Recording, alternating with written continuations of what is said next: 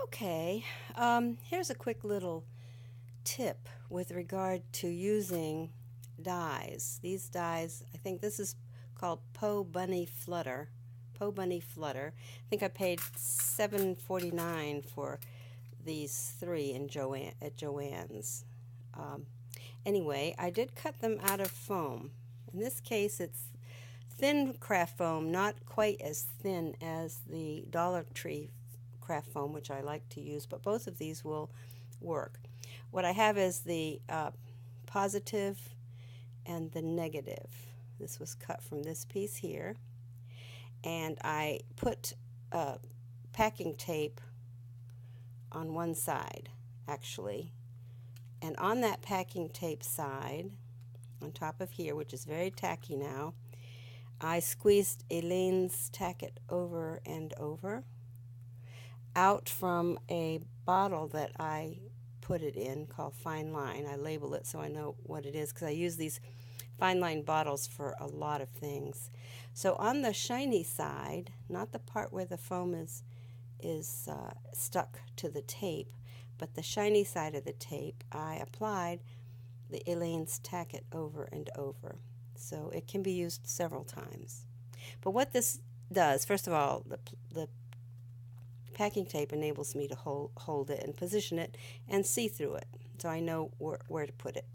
Here are the stamped images that I have made earlier from the butterflies.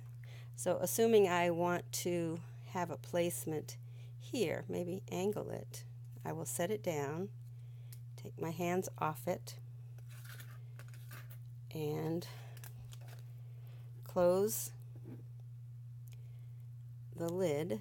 The Elaine's Tack It enables that piece of butterfly to stick to the lid, and then I can use a stamp pad.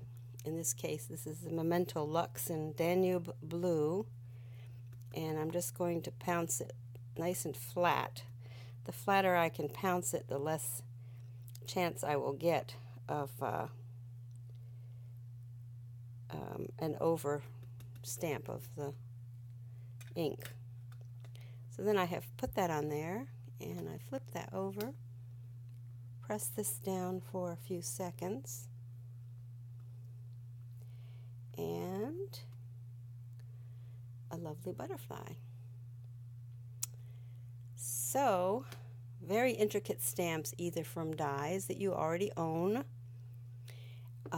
that you run through your Big Shot or what other machine you may have, or foam that you have cut with the Silhouette Cameo.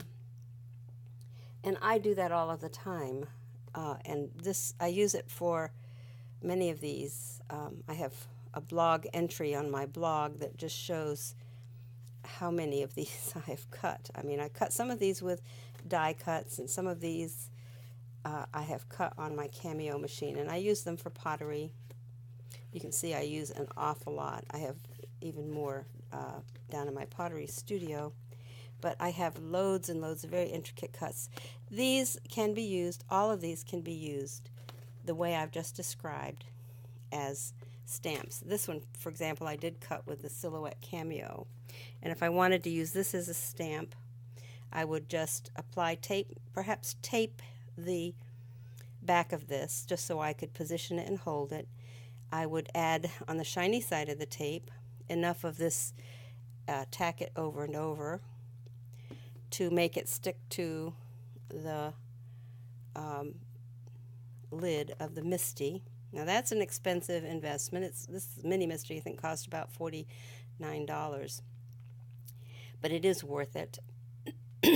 Plus you can use so many of these things. You can size them any way you want.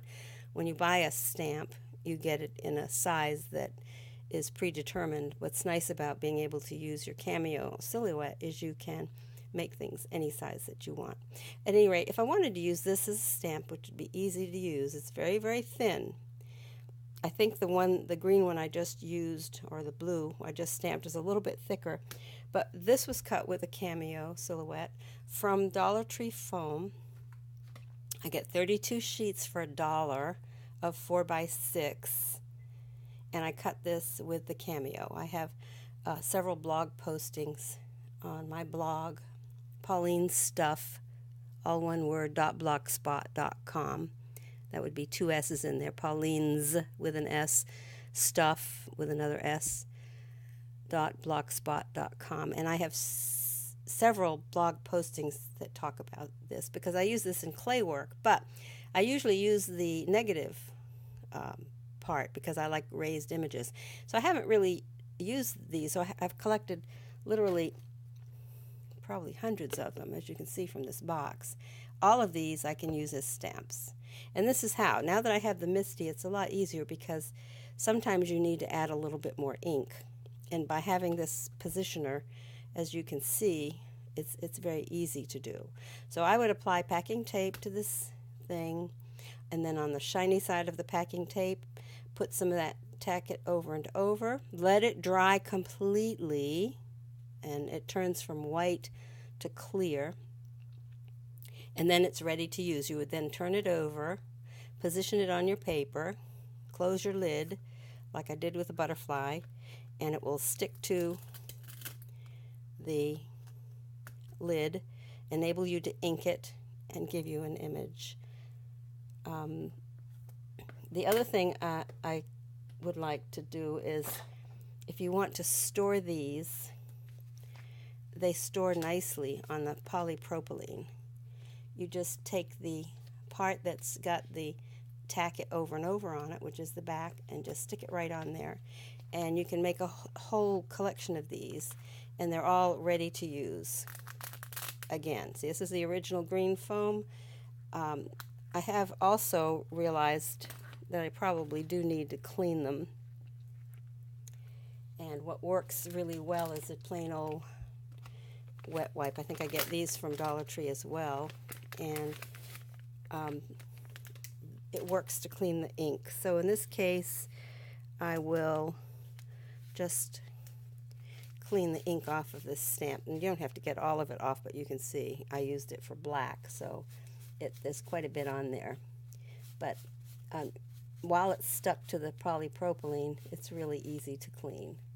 So by using this Alene, now I'm getting it almost back to the original green that it was, but it will last and last and last, and you get these really beautiful images.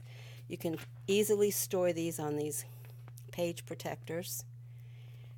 You don't have to go out and buy a whole bunch of stamps. A few inks is all you really need, and you can have images like this. The Misti is a pretty good investment. I can't wait really to try some of my, I did these probably a year or so ago, mostly for my pottery. For example, this one here, look at this beautiful piece. You know, this will make a beautiful stamp.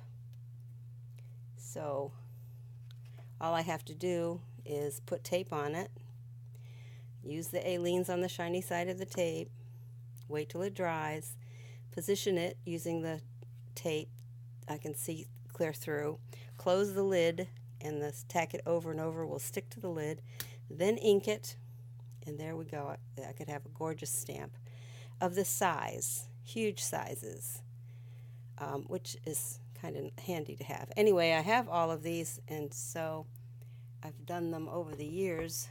I have loads and loads and loads of these stamps, both the positive and the negative, in these gorgeous little images, so they will make some lovely stamps. I have some of these already on tape. For example, this one here I use for pottery, and I have it's already baby powdered on one side. All I would have to do is add the Alene's, tack it to cover the places where the stamp is. It will then stick to the lid, and there you go. So I hope this has been useful to you, and it's a little bit better video than I made previously with my other camera, so hopefully this will work.